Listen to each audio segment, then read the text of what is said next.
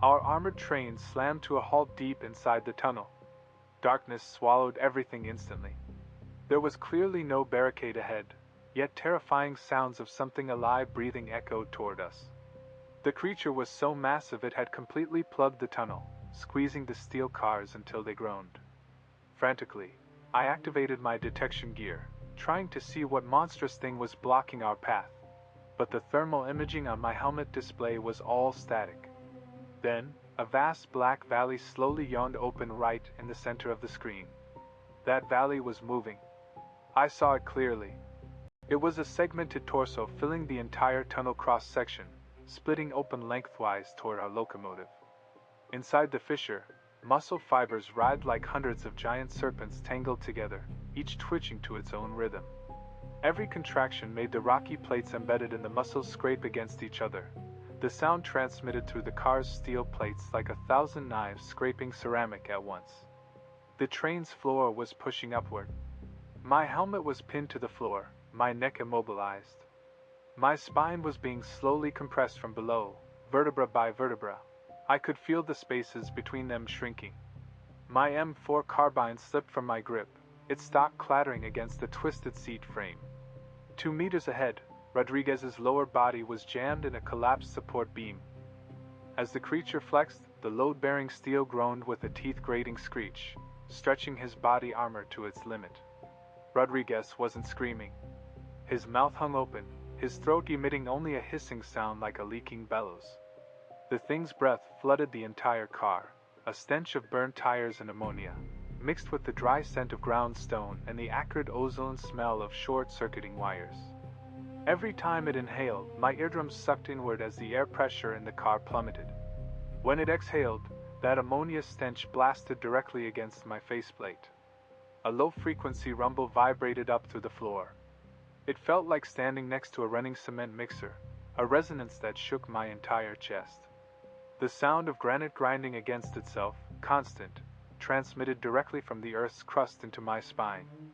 I watched helplessly as the Asapi ceramic plate in the center of Rodriguez's body armor began to crack, fissures spiderwebbing outward from the middle, each one steadily widening.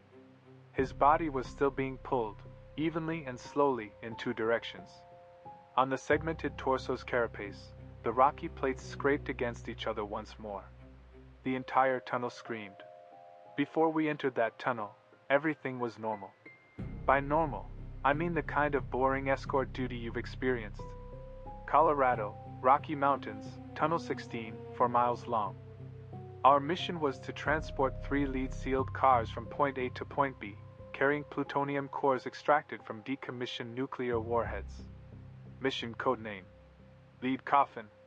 Lieutenant Haskins finished reading the mission parameters during the briefing and added, "It's like delivering takeout, except you really don't want to drop this order." I was in the machine gun turret at the rear, my fingers frozen on the 50 cal's charging handle. The train's headlights bleached the tunnel walls white, emergency lights flashing by every 50 feet on the concrete lining. I stared at those lights, counting them, forcing myself to stay alert. Static began crackling over the radio. It had a rhythm. ZZZ, ZZZ, ZZZ, perfectly synchronized with the flickering of our headlights. I took off my headset and put it back on. The sound remained. I glanced at the cable conduits on the tunnel wall. They should have been perfectly straight lines. But they were curved now. Slightly, like ripples frozen on water, as if something had warped the tunnel's entire straightness into a gentle arc. I called out to Haskins. He replied, "Keep observing." Then I noticed the water droplets on the wall. The seeping water defied gravity. Droplets were being pulled at a bizarre angle, dragged by a powerful suction toward the tunnel's depths. When the train slammed to a stop, my chest slammed against the machine gun's receiver. Canteens, magazines, Rodriguez's helmet, anything not secured in the car instantly flew into the air. The screech of metal grinding rose from the wheels all the way to my teeth. The train slid about 300 feet before stopping, the headlights illuminating the space ahead. The tunnel's concrete wall was gone. The entire surface had peeled back like a scab from a wound, revealing a dark red mass behind it. covered in interlocking polygonal scales. Haskins ordered us to disembark and establish a defensive line. We set up the M18A1 Claymore mine ahead, its convex face aimed at the fleshy wall, with the tripwire pulled back to our feet. Sanchez stood beside me, holding a handheld Geiger counter. The needle had already begun to jump, the clicking sound faster than usual. Through the night vision goggles, the wall was breathing. When it expanded outward, all our body armor suddenly tightened, and the air pressure was sucked away. When it contracted, a scorching steam sprayed from the gaps between its scales, carrying a metallic sweetness, the kind you taste when licking a battery.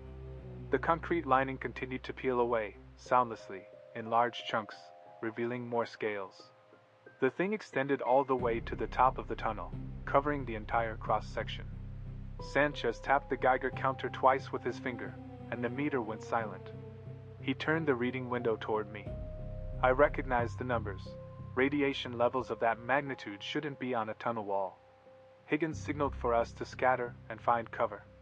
I crouched behind the pile of fallen concrete, rifle stock against my shoulder, sights aimed at the scaled wall.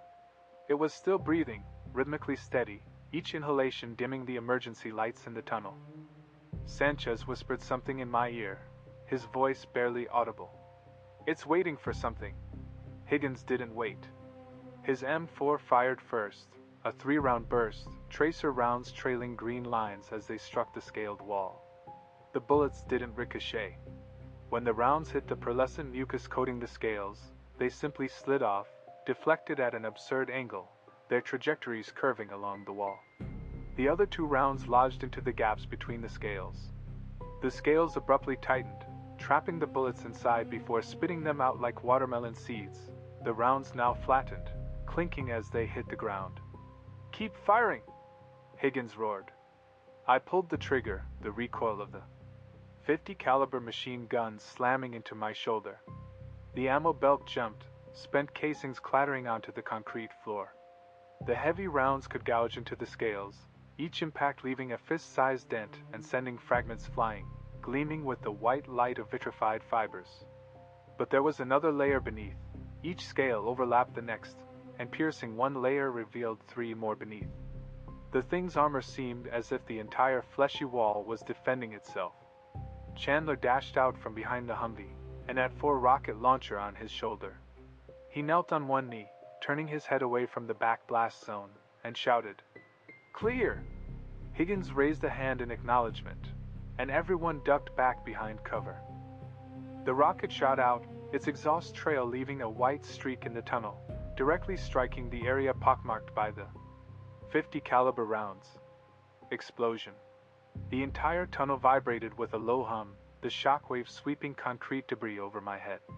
A bucket-sized hole was blown open in the scaled wall, exposing gray-green muscle tissue beneath, smoking at the edges and still twitching. The hole didn't bleed, only the smell of burning tires and ammonia grew stronger, so intense I could taste it on my tongue, like licking a battery. The thing made a sound. It was angry. The noise came from behind the wall, thousands of scales vibrating simultaneously, like the sound of tectonic plates fracturing during an earthquake, amplified 1,000-fold. My teeth chattered, my eardrums throbbed with pain, and the .50 caliber ammo belt rattled in its box. Then steam sprayed from the gaps. High-pressure, colored steam, jetting out from every scale gap at once. Gray-green, thick like boiling water mist. The steam hit Chandler's visor, fogging the ballistic glass instantly, faster than splashing hot water on a car window in winter. Chandler dropped the rocket launcher, clawing at his visor with both hands, fingers gripping the edges to tear it off. The moment his gloves touched the visor, the plastic frame began to warp. As his fingers gripped the edges, he let out an agonizing scream. He collapsed to the ground, writhing in pain, his hands twisted in a horrifying way. Chandler lay on the ground, making choking sounds in his throat. Higgins rushed over, grabbing his tactical vest to drag him back.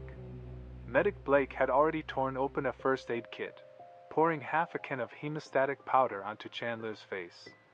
The white powder covered the exposed tissue, turning dark brown the moment it touched the residual steam.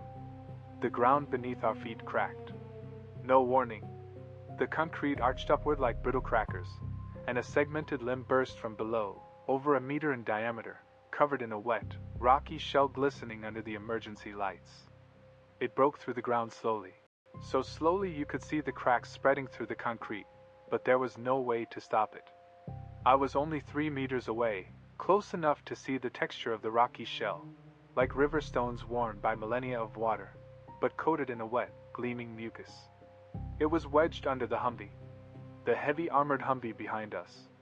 The suspension could withstand mines, but as this segment slowly lifted the chassis, the Humvee's suspension stretched to its limit. The sound of steel cables tightening, metal straining to the breaking point, creaking and groaning. All 4 wheels left the ground, tires still spinning uselessly in the air, the smell of burning rubber mixing with the stench of ammonia. "Evacuate!" Harkins shouted. We ran toward the train car. I glanced back. The segment began to writhe and contract. Rhythmically, section by section, tightening like a python coiling around its prey. The Humvee's armored steel plates screamed as they were reshaped at the molecular level. The doors caved inward, the bulletproof windows first bulging from the center before the entire panes popped out of their frames, flying far away. The roof collapsed downward, the hood bent upward, the whole Humvee crumpled like a soda can crushed from the middle. The 2 inside, Keller and Yamashita, their positions. After the door deformed, the frame remained, but it was a third smaller than before. Keller slipped out first through the distorted window frame, yes, like squeezing toothpaste. His lower body emerged first, his holster catching on the edge of the frame, his belt snapping, then his whole body thudded to the ground.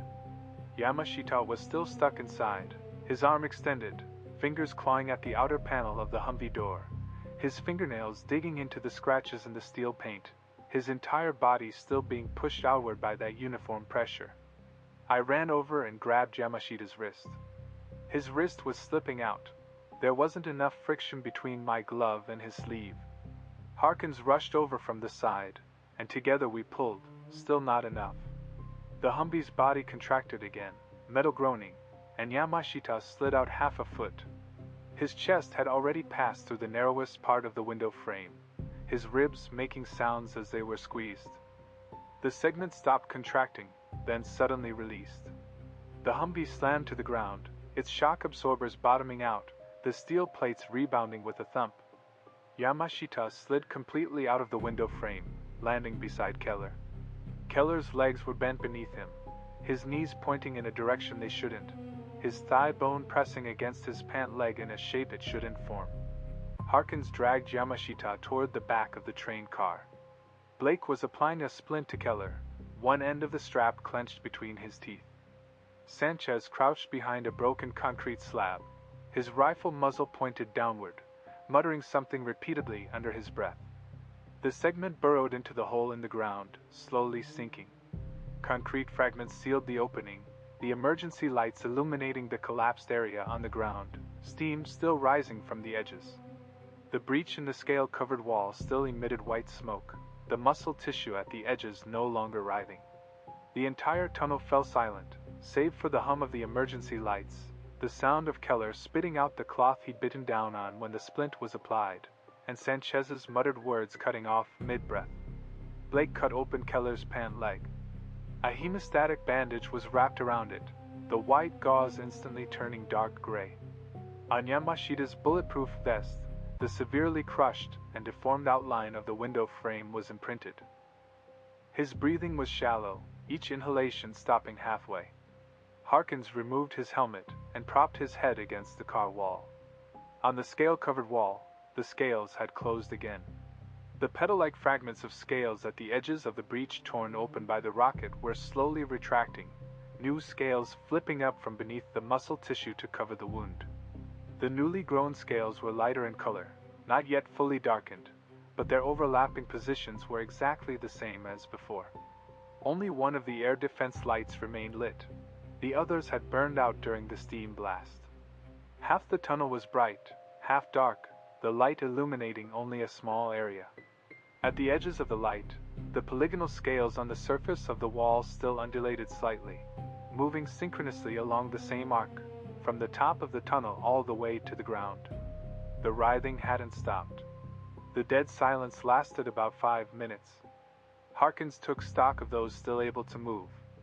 Keller's thigh bone was broken.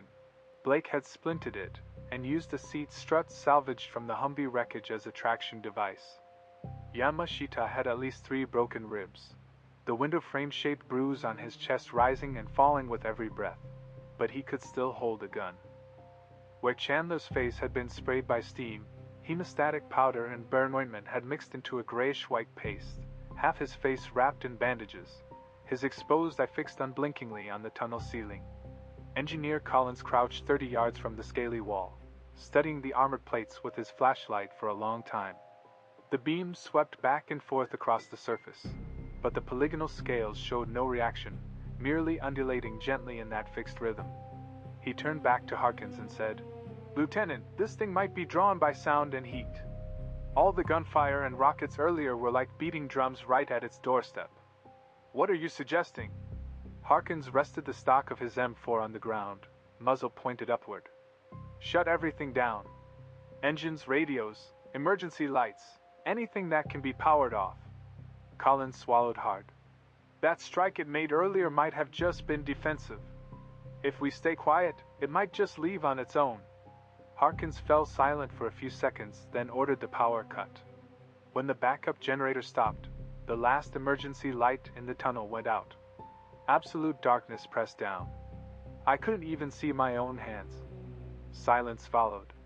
The breathing of 12 people, the rustle of fabric, Keller's muffled groans as he clenched his teeth against the pane, the faint clicking in Yamashita's chest with each shallow breath. The sound of Chandler's tissue fluid seeping through his bandages and dripping onto the ground. Then I heard something else. A sliding sound.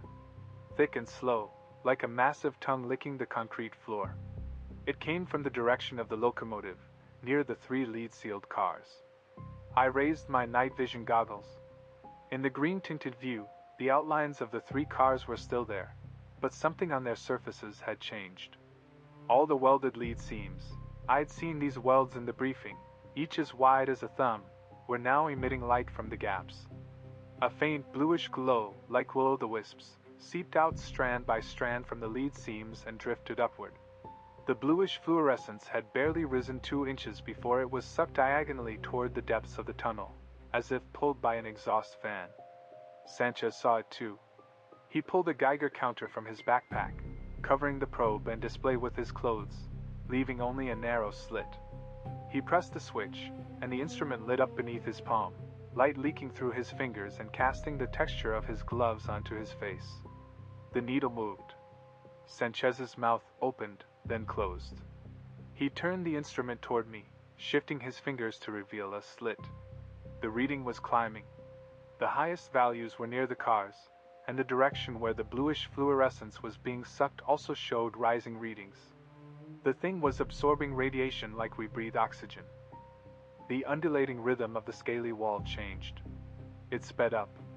The rise and fall of the scales synchronized with the flickering of the bluish fluorescence, pulsing in unison. Sanchez aimed the probe at the tunnel ceiling. The instrument's display doubled in my peripheral vision. His fingers trembled, and the probe knocked against the edge of the casing with a sharp plastic clack. It wasn't loud, but in the absolute silence, it rang out like a bell. The scaly undulation stopped. Then came the sliding sound. The thick, tongue-like licking noise shifted away from the locomotive and turned toward us, not fast but with clear intent. Harkins' hand signals lit up in my night vision goggles. "Everyone, don't move." The sliding sound continued to approach, about 20 yards away from us. Then it stopped. I heard something dripping overhead. A drop of some liquid landed on my helmet, thick like engine oil, with a dull sound.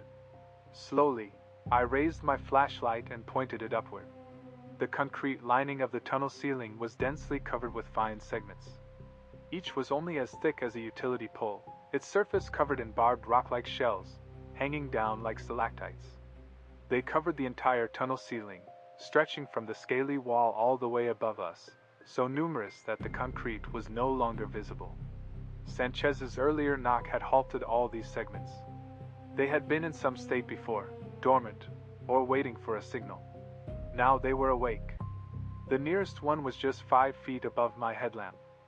Its tip split open, and 3 obsidian-like silicon teeth flipped out from the crack, slowly opening, so slowly you could see every serration rotate. Fine strands stretched between the teeth, and a fluorescent saliva dripped down along the strands, landing on the visor of my helmet. Sanchez's Geiger counter screamed in his palm. Sanchez had covered the probe with his sleeve, but the instrument's display leaked through his fingers, the values already jumping into the far right of the red scale. He pointed the probe toward the lead-sealed cars, and the needle slammed against the stop pin with a sharp crack, then froze. Plutonium-239. Sanchez's voice sounded like he was reading from a manual. The lead seals are completely compromised. It's absorbing. Colin's explanation fell apart. The way the thing had pried open the lead-sealed cars was exactly like a predator cracking open a shell. When we switched on the spare floodlight mounted on the vehicle, the beams swept across the entire train. The outlines of the 3 lead-cast cars were still there, but their exteriors were covered in deep, circular indentations, each about a foot deep, with steel plates bent outward, exposing the fractured gray metal beneath. The welded lead seals, the ones we had inspected twice in the briefing, each seam as thick as a thumb, were now all split open. A bluish fluorescent glow seeped from the cracks in the seals, pouring out in thick waves like cold air rolling out of an open freezer. But the light wasn't rising. It drifted up about 2 feet above the cars, then collectively curved, forming a visible stream of light that flowed steadily and diagonally into the depths of the tunnel. The end of the stream vanished into the gaps of the scaly wall ahead, as if being sucked inside. The scaly wall was now pulsating so rapidly that the movement of individual plates was impossible to track. The entire surface had become a high-speed muscular pump, contracting rhythmically. With each contraction, black crevices opened between the plates, and the bluish streams of light accelerated into them, as if drawn in by a powerful suction pump. Sanchez raised the detection probe overhead. The Geiger counter fried instantly. Its casing popped open with a sharp crack, and the acrid smell of burned circuitry seeped into my mask's filter. Before Sanchez could react, the segmented tentacles hanging from the tunnel ceiling began to move. All of them, at once. Hundreds of slender segments snapped taut from their stalactite-like droop, their 3 petal tips splitting open and snapping shut, faster and faster. Their obsidian teeth scraped against each other with a piercing screech, like a layer of dry grinding saw blades covering the tunnel ceiling. They lunged toward the lead-cast cars. 7 or 8 thicker segments wrapped around an entire car, their mouth-like tips plunging into the exterior plating. The alloy steel panels, ones we couldn't even pry open with crowbars, were being sliced open by the obsidian teeth as easily as opening a can. The teeth bit into the steel, clamped down, rotated, carving out curved cuts, then moved to the next section, all without a second's pause. The rivets connecting the cars began to burst out. First one, then a rapid succession. Rivets tore free from their sockets with a shriek of metal fatigue, striking the opposite tunnel wall and sparking on impact. The car's exterior was ripped from its chassis, the entire side panel folding and splitting down the middle like a sheet of paper being torn in two. The lead cask was exposed. A blinding blue light erupted from the wrecked car, and I instinctively shut my eyes. The oxygen in the tunnel felt as if a third of it had been sucked away. My lungs expanded automatically, but the air pressure wasn't enough. The scaly wall was inhaling frantically, its plates fully spread, muscular tissue bulging from the gaps, its color shifting from dark red to a swollen deep purple. The bluish streams of light and the blue radiation glow were both being drawn in, merging into a piercing white flash where they met, the instantaneous light of two types of radiation ionizing the air. Sanchez raised the fried Geiger counter, pointed it toward the lead cask, and pressed the switch. The device, of course, didn't respond, but he kept pressing, his knuckles white. Harkins grabbed him by his tactical vest and dragged him behind the wrecked car. Sanchez struggled briefly. Harkins yelled, cursed at him, but Sanchez didn't listen, his eyes fixed on the lead cask. The cask containing the plutonium core was being pulled from the wreckage by the segmented tentacles, its surface already carved with spiral grooves by the obsidian teeth, glowing with the red heat of metal being cut. The thickest central segment burst up from the ground again, this time not slowly. It erupted from the middle of the tunnel, hurling chunks of concrete flooring against the ceiling. It aimed directly at the lead cask holding the plutonium core, its front end spreading open to reveal a mouth structure like the smaller segments, three-pedaled, but large enough to swallow a Humvee. It clamped onto the cask. The blue light vanished inside, plunging the tunnel into a second of absolute darkness. Then a blue glow seeped from the gaps between the segments of the creature, illuminating its entire body in a translucent haze. The dense network of vascular tubes beneath its plates, the contraction patterns of its muscle fibers, the peristaltic waves pushing the absorbed radiation from its mouth toward the rear of its body, all clearly visible. Harkins threw Sanchez to the ground, turned back, and shouted something at us. I couldn't hear it. A low-frequency roar, like the sound of tectonic plates splitting, flooded the tunnel, drowning out all other noise. I saw Yamashita leaning against the wrecked car with his M4, muzzle pointed upward at the smaller segments overhead, all competing for the radiation source.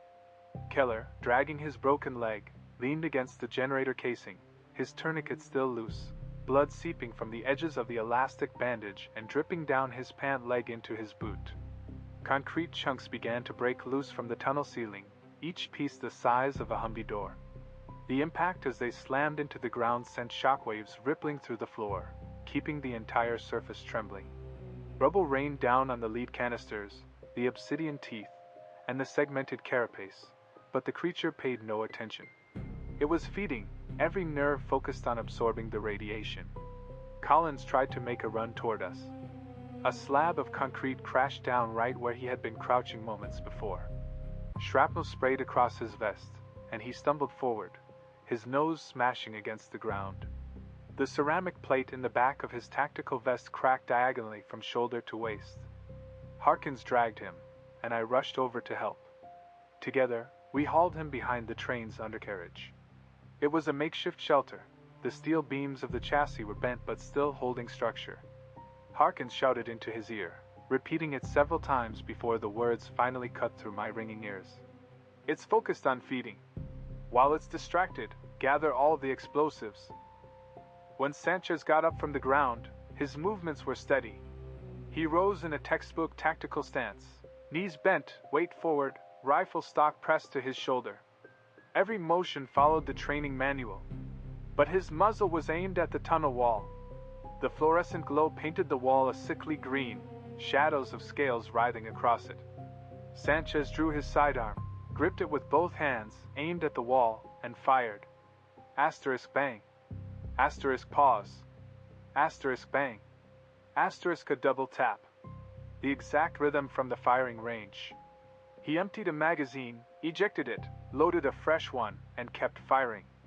Every round hit the same spot, the bullet holes so dense that concrete fragments began to flake away. Plutonium-239 exposed. Sanchez's voice came through the throat mic, calm and steady, like he was reading from a manual. Critical mass approaching threshold. All lead seals compromised. Repeat, all lead seals compromised. His magazine ran empty again. He reloaded and resumed firing.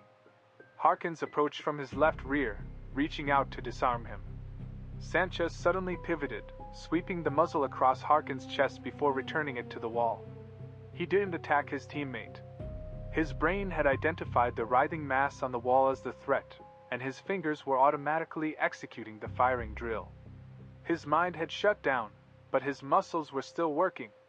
Blake lunged from the side, wrapping an arm around Sanchez's neck and yanking him backward. Sanchez didn't resist, his fingers still squeezing the trigger. The muzzle angled upward, firing a burst into the ceiling. Ricochets sparked off concrete chunks. Blake slammed him to the ground, knee pressed to his chest, and kicked the gun away. Sanchez lay there, his fingers still twitching in a trigger-pulling motion, index finger curling and uncurling, his lips moving silently, repeating, "All lead seals compromised. All lead seals compromised." The train chassis began to groan. The main segmented body, which had fallen silent for a few seconds after swallowing the lead canisters, was now moving. It slid beneath the lead canister car, gliding along the ground, crushing the tracks beneath it into serpentine curves. The sound of steel rails bending was like nails on a chalkboard, stretched out 100 times over. It coiled around the middle of the train, the command car we were using as cover. The segments slid over the roof, wrapped around the rear, then threaded back under the chassis, forming a complete loop around the entire car. Then it began to tighten. The sheet metal of the car's outer walls buckled inwards slowly but relentlessly. Rivets began to pop, first one, then an entire row, the sound of their heads shearing off like machine gun fire. The outer metal crumpled, folding into three-dimensional ridges along the path of the segments. A ring-shaped indentation emerged on the exterior, deepening from 1 inch to 3, then 6. The air conditioning unit on the roof was crushed loose, crashing down beside me, its casing shattering across the ground. The side door of the car was forced open by the pressure, the frame warped, the door jammed halfway. I could see storage lockers inside tearing free from their mounts, files, maps, and field rations spilling out and sliding toward us as the car tilted. Harkins dragged Sanchez behind the train's undercarriage. Blake shouted at him, slapped his face, checked his pupils. Sanchez fell silent, his eyes open, fixed on the tunnel ceiling. His mouth opened and closed without sound, his lips still forming the same words. Keller dragged his broken leg toward the rear of the car. He used one hand to grip a tow ring on the chassis, pulling himself along, his injured leg leaving a trail on the ground. With each pull, a low groan escaped his throat. Yamashita crouched beside him, resting the barrel of his M4 on a twisted chassis beam, aiming through a gap at the main segmented body. He was searching for a shot, but the angle didn't exist. The creature's carapace was so thick even 50 calories would only chip it. His rifle rounds would be like spitting sunflower seeds.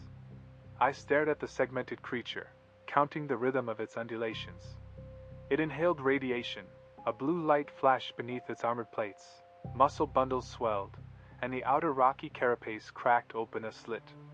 Exhale, it spewed out scorching ammonia vapor, then the carapace closed again. Open and shut, steady as a metronome. When it opened, a layer of dark gray cuticle was exposed along the overlapping edges of the plates, lighter in color than the carapace and lacking the pearlescent mucus coating. In its feeding state, the carapace remained open, leaving gaps in its defense. "I'm talking to you."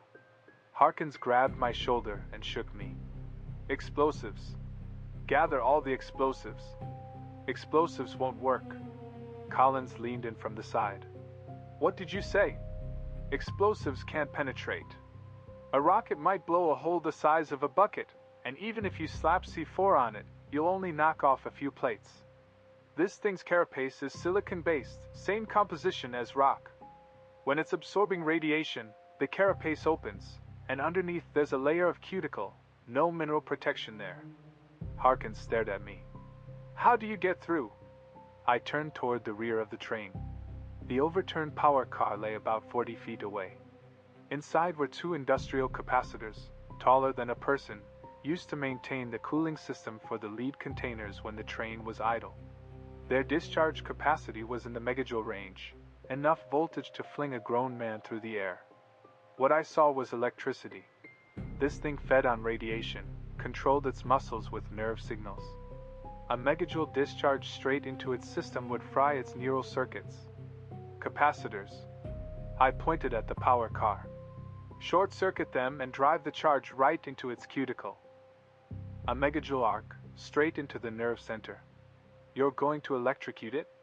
It won't die, but it'll lose all sense of direction. I was already on my feet. If its neural signals get scrambled, every segment will seize up at once. That's our window.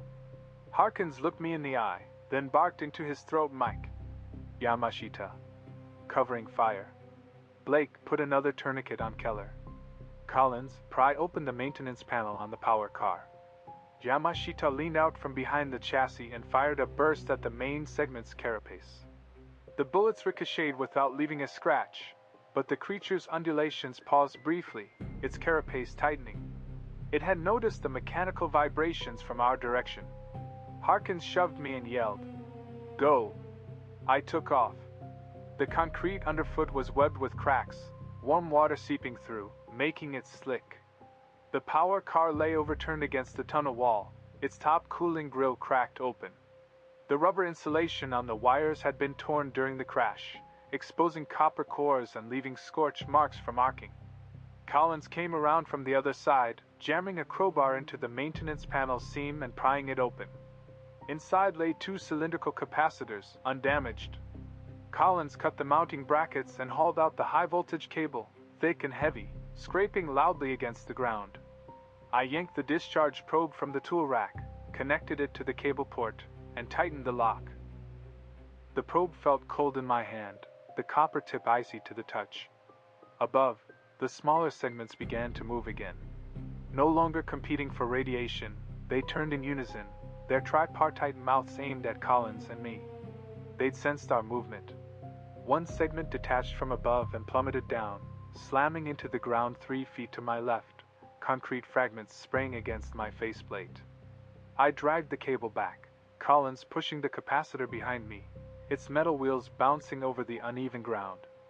The discharge probe scraped along, copper tips sparking against the rubble. 40 feet felt agonizingly slow.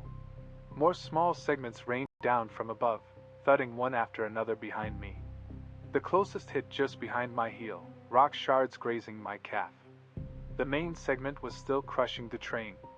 The command car's steel plates were buckling inward from both sides, foam insulation squeezed out between the inner and outer walls, white chunks scattered on the ground. I dove back behind the train chassis, the cables sliding after me. The discharge probe was still in my grip, its copper tip polished bright by the rubble. Collins flipped the capacitor's charging switch, and the indicator light turned green. A low-frequency hum built inside the machine, blending with the tunnel's roar. I stood up and ran toward the main segment. Its carapace was opening, blue light flashing beneath the muscle layer, the gray cuticle exposed between the plate edges, damp, soft, unprotected. I tightened my grip on the probe, aiming the copper tip at that gray zone. The blue light flashed, and the carapace opened. I had my eye on that seam. The gray keratin was slick, its surface etched with fine lines like cracked riverbed mud. The copper tip of the discharge probe was still 3 feet from that keratin layer, and I thrust forward with all my strength.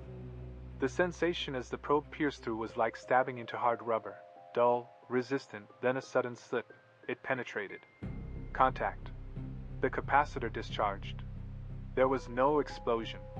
A blinding arc of white light erupted from the point of contact, brighter than the sun. My night vision goggles shut down automatically, the visor glass instantly turning opaque. The light pierced through my eyelids, flooding my vision with a bloody red, the shadow of my own capillaries projected onto my retinas. The acrid smell of ionized air flooded the filter canister, and I tasted metal on my tongue, like biting into a 9-volt battery. The arc lasted less than a second. The main segment froze. The muscle bundle stopped writhing. The carapace remained splayed open. Starting from the probe's insertion point, ripples spread across the keratin surface, like the concentric waves from a stone thrown into water, but in reverse, radiating outward from the center. Where the ripples passed, the muscle layer began to spasm, visible convulsions traveling longitudinally along the segment, one section after another.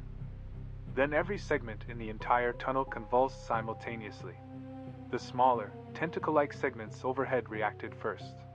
They snapped taut from their hanging state, each twitching violently in different directions. One slammed into the train's roof, denting the steel plate with a basin-sized crater. Another whipped against the tunnel wall, sending concrete fragments flying far away. A dozen more collided with each other, obsidian teeth scraping with blinding white sparks, tripartite jaws snapping at empty air. Shards of broken teeth rained down like shattered glass, clattering against my helmet. The main segment detached from the train's undercarriage, its convulsions far more powerful than the smaller ones. The entire segment lifted from the ground, sweeping across the tunnel's cross-section. It crashed into the wall, shattering both rock and concrete, raining debris. After the impact, it rebounded and slammed into the overturned power car, sending it sliding over a dozen feet across the ground with a screech of grinding metal. Harkins was shouting something. I saw his mouth moving, but his voice was drowned out by the capacitor's hum and the convulsing segments. I dropped the probe and ran back. The ground beneath my feet was still shaking, and the capacitor's cable, which I'd been dragging, tightened after a few steps. The arc was still discharging, the capacitor hadn't cut off, and the probe remained embedded in the creature's keratin. With each convulsion of the segment, the arc burned a new scorch mark into the gray tissue, the edges glowing white-hot. Sanchez was still on the ground. Blake was on top of him, but his grip had loosened as he stared up at the tunnel ceiling. The convulsing segments overhead were tearing into each other. Their tripartite jaws stretched to the limit, biting into anything they touched: rock, concrete, the rocky shells of other segments. One segment clamped onto the midsection of another, obsidian teeth closing, and the bitten segment snapped in half, crashing to the ground with a heavy bounce. Yamashita was firing. His M4 braced against his shoulder, 3-round bursts, taking down a segment about to crush Keller. The bullet struck the segment's mouth and ricocheted, but the impact deflected its trajectory, sending it crashing to the ground 3 feet from Keller. Keller was dragging his broken leg toward the locomotive, crawling on his elbows, grunting with each effort. His broken leg trailed behind, the splint still in place but the bandages loose, leaving a wet streak from his pant leg. Collins ran past me, grabbing Keller's tactical vest and hauling him up. He propped Keller up, Keller's good leg barely supporting his weight, and the two staggered toward the locomotive.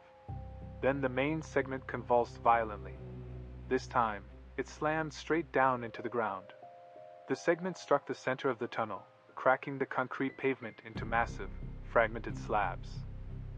A fissure shot between my legs, spreading in both directions, turning the entire tunnel floor into a jagged, seesawing mess.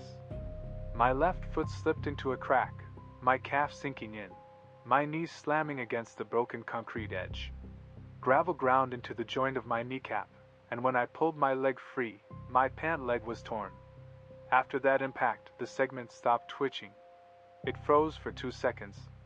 The arc was still burning, the scorch mark on the keratin now the size of a fist, the edges of the flesh turning ashen gray and flaking off in patches. Then the main segment began to swell, muscle bundles bulging beneath the carapace, expanding in rings, the gaps between the plates widening further. The rocky edges of each plate pressed against each other, crushed rock debris spraying from the seams. It was about to retaliate. Not at me. It was electrocuted, lashing out indiscriminately in a frenzy. Its nerves were fried by the arc, treating the entire tunnel as the source of the attack. It began to retaliate in the most primitive way, physically destroying everything. The main segment reared up and slammed into the tunnel ceiling like a battering ram. First impact. Cracked spiderweb through the granite layer above, branching out from overhead toward both ends of the tunnel like lightning bolts. Second impact. The cracks widened, and rocks began to fall from the ceiling. Small ones first, a rain of fist-sized debris clattering against helmets. Then came the larger pieces. A slab of granite peeled away from the roof and crashed onto the train wreckage, driving the rear of the command car into the ground. Third impact. Water gushed through the cracks. The groundwater pipes had been severed by the shifting rock. Jets as thick as an arm shot out with enough force to slice through concrete. Cold water drenched me instantly, sapping my body heat. Huggins was organizing the evacuation. His mouth moved with the words, his signals and hand signs, then a pointed finger toward the far end of the tunnel, the direction we'd been heading before the attack. A short section there remained intact, pitch black with emergency lights out, but at least it wasn't blocked by segments. Sergeant McCarthy rushed out from behind the chassis cover and sprinted toward Blake and Sanchez. He grabbed Sanchez's tactical vest, hauled him up from the ground where he was still squeezing an imaginary trigger, and threw him over his shoulder. Blake followed, dragging the medkit. I ran toward them.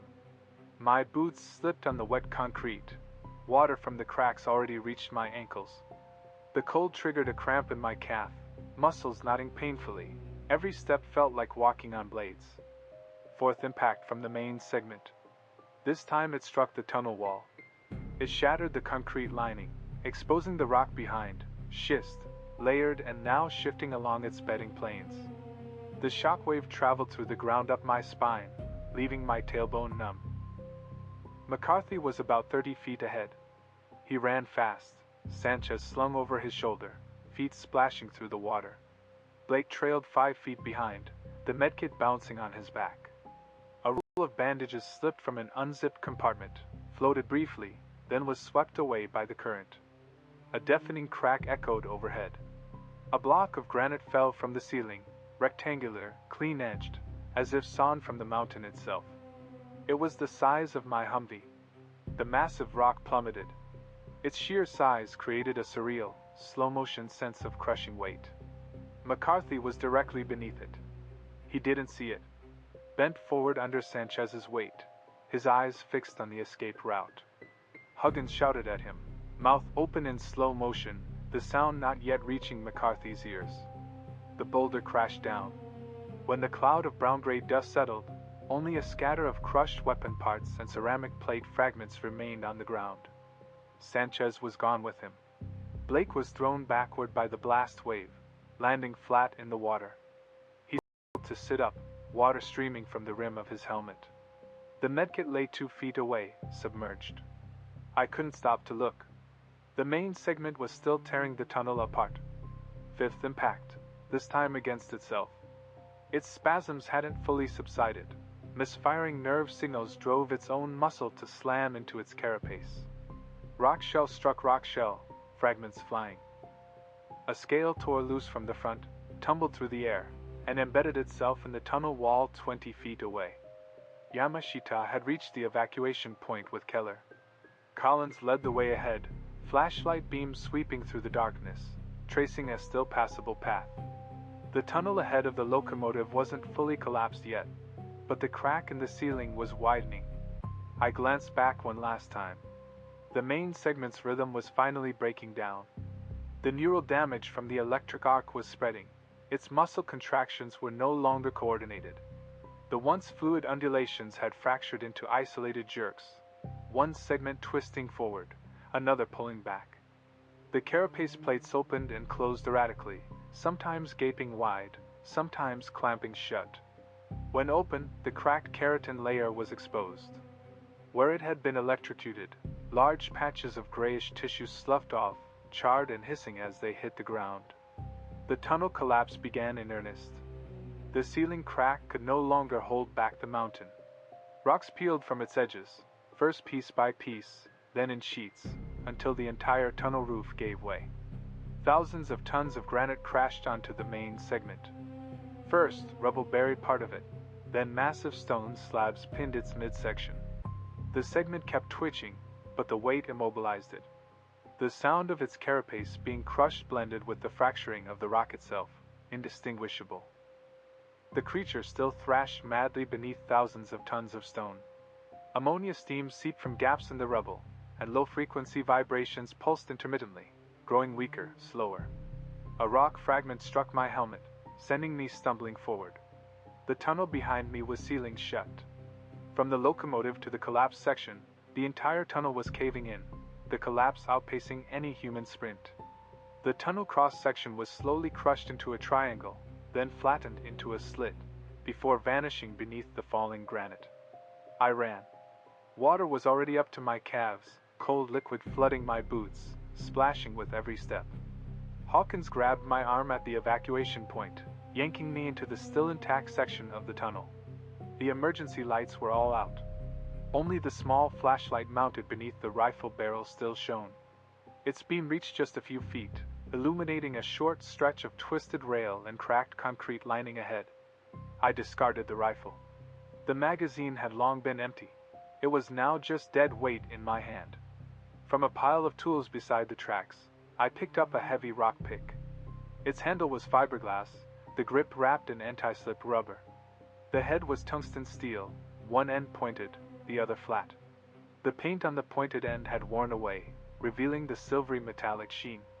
The flat end had grooves, designed for prying. I tightened my grip on the handle and turned to move forward. The collapse continued behind me, but the distance was growing.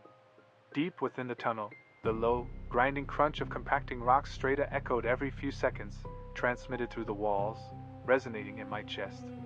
The smell of ammonia mixed with rock dust flooded the filter canister. My lungs strained against its resistance, laboring to expand. When I emerged from the tunnel entrance, dawn had just broken. My left eye's vision was entirely red. Ruptured capillaries had bled into the ocular tissue, staining everything a rusty hue. The rock pick was in my right hand, its head dragging on the ground, scraping with each step. From the direction behind me, the low, grinding sounds continued deep within the mountain. The rock strata were compacting, squeezing the tunnel cross-section into a slit. Groundwater seeped from the cracks, mingling with rock powder, forming a thin gray stream that trickled past my feet. I glanced back. The mountain silhouette was distorted in the dawn light. The ridgeline was no longer smooth but segmented, like bamboo joints or articulated links. From each rise, thin steam wafted out, scattered and gathered again by the morning breeze, the smell of ammonia carried on the wind.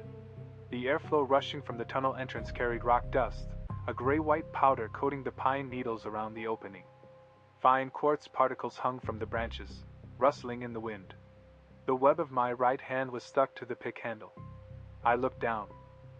A layer of white powder covered the web, mixed with granules of activated charcoal leaking from the filter canister. The skin was gone. The web of my right hand was severely burned, flesh and charred powder fused into a mass. I clenched the cold tungsten steel handle, trying to curl my fingers. A piercing pain shot along the nerves, splitting into my forearm. No blood. The wound was sealed by rock dust and copper slag from capacitor discharge, the dry surface embedded with gravel. I tried to straighten my fingers. The muscles in the web stretched, and the pain shot from the inner forearm all the way to the elbow. Then, agony crashed down. The throbbing in my hand, the dull ache in my ankle, the swelling pressure in my left eye socket, all ignited at once, burning like fire. The morning wind swept into my collar, stealing the warmth from my skin. I tightened my grip on the handle and kept walking, my feet crunching over pine needles and gravel. The collapsed section of tunnel behind me was now completely sealed. The mountain continued its compacting sounds, the rhythm gradually slowing. After 100 yards, only the wind remained.